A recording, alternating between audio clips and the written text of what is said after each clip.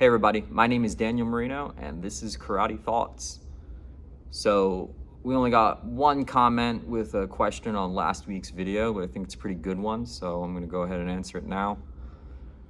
It's from a user named Michael T83310, and he said, would love to hear your thoughts on World Taekwondo Federation and the Taeguk forms. So kind of similar to last week's video when I was talking about Chuck Norris's style. I am not super familiar with World Taekwondo or with the Taeguk forms, but I am, I do know what they are, and I do kind of have an opinion about them, so I can share that with you. First, I like World Taekwondo. I think that they get criticized a lot in the martial arts world in general, and even in the Korean styles specifically. Everybody, I just see many people commenting about how, it's ridiculous and it's not a good way to train or a good, evolution of the art, and I really would disagree. I think that Olympic Taekwondo is pretty cool. I think that they produce the best kickers in the world. I think that it is true that the rules of that sport are very restrictive. So that does, it does make it so that the athletes are developing very specialized skills, but that's not a bad thing. You know what I mean? I mean, martial arts is such a big thing, and there's so many different reasons that people can practice it. And I think that sports really have value in and of themselves.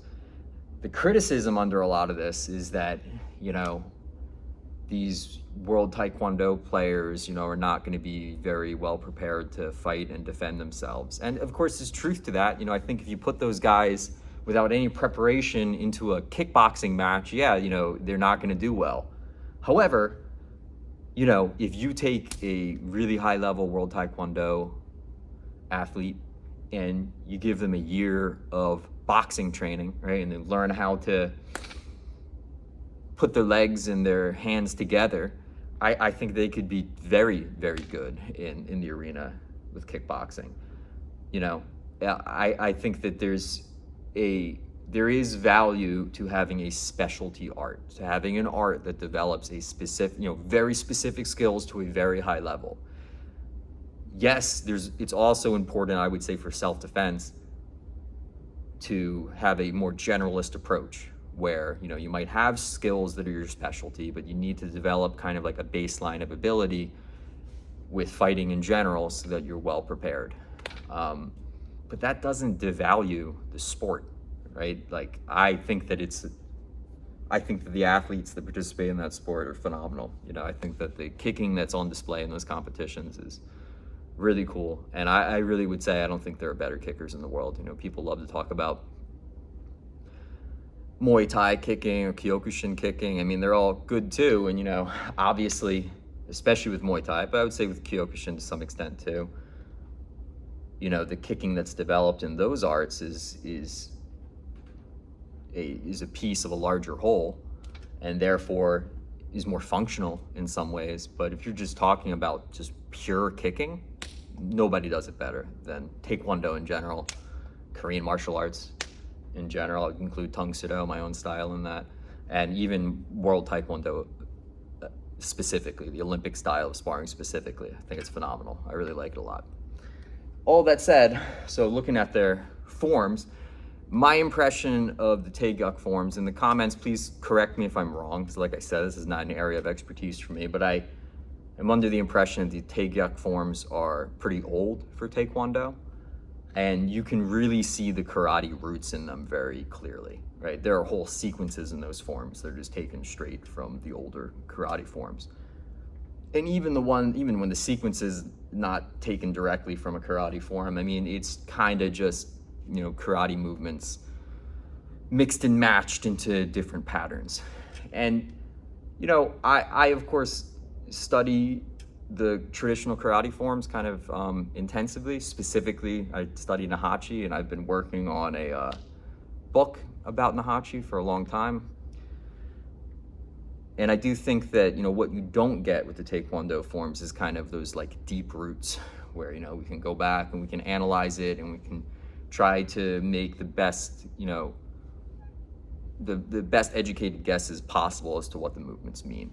When you have the Taekwondo forms, I mean, they're so much more recent, and we have a lot more information about the way that the people that made them were training and were teaching.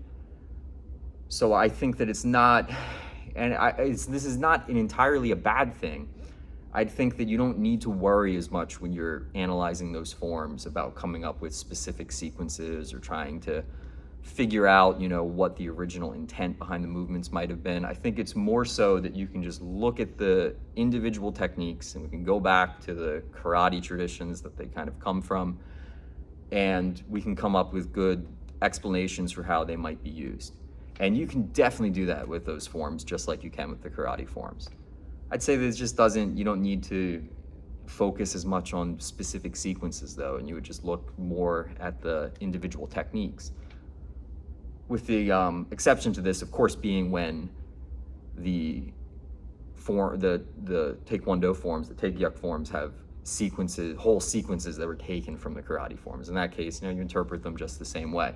But in some ways, I think this can be a better situation for Taekwondo practitioners rather than karate practitioners, because for karate guys, and I include Tung Soo Do in this, of course, too, there's kind of like a lot of baggage about, trying to come up with something that makes sense in terms of the authenticity of the movements. Taekwondo doesn't have that problem. You can kind of just take them as is. You're like, okay, you have this technique, and it doesn't really matter exactly where this is found in the sequence, as much as we can just analyze, okay, what are the possible ways that this position might have been used? And then, take it and apply it in your training. I would love to see, it's becoming more popular in karate, and I share a lot of it on this channel and other places, the close-up, like clinch sparring, that I think explains a lot of the karate techniques and a lot of the karate training methodology a lot better. And I would absolutely love to see that something that becomes popular in Taekwondo as well, and I think that it's perfectly legitimate for Taekwondo to adopt that. So that's my opinion on it. Thanks for the comment. Next week, I'd love to have more questions or topics that you guys might suggest. So please just, if you'd like to contribute to the conversation, please leave a comment, with your opinion about World Taekwondo or about the Taegeuk forms. But also, please, give me some questions or some suggestions for a topic for next week. So thank you very much for listening.